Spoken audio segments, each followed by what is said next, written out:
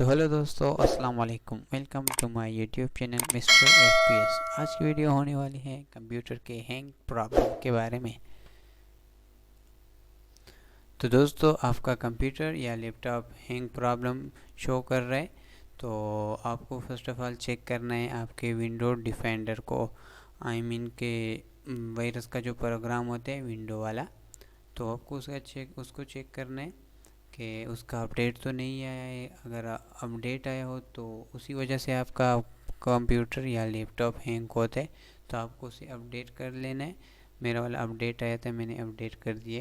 अभी मेरा वाला कोई भी इशू शो नहीं कर रहा है। तो अगर फिर भी आप उसे अपडेट कर देते हो मगर फिर भी आपका कंप्यूटर उसी तरह होता है, तो आपको विंडो न्यू कर देनी है। कि न्यू न्यू कर देनी है। तो फिर भी जब आप अपनी विंडो को न्यू कर देते हो और 1-2 दिन गुजरा नहीं होता कि आपका वो हैंग प्रॉब्लम वही होता है, तो आपको करना क्या है, आपको सिंपल कंट्रोल पैनल में आना है।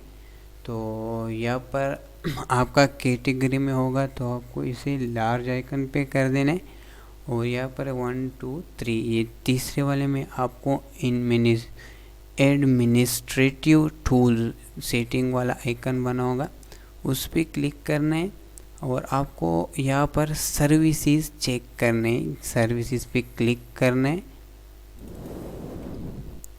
तो आपके के सामने कुछ इस तरह का इंटरफेस शो हो जाएगा।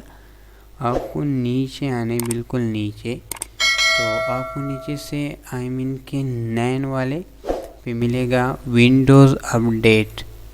तो हर रोज़ आपके विंडो का अपडेट आता है ना, तो उसी वजह से कभी कभार वायरस के प्रोग्राम होते वो अपने आप ओपन हो जाते। तो आपको इसे डिसेबल कर देना है। आपका होगा मैनुअल में, तो आपको इसे डिसेबल कर देना है। अप्लाई पे क्लिक करना है और ओके क्लिक करना है। और ओके क्लिक करने के बाद आपको 3 बार रिफ्रेश कर लेना है।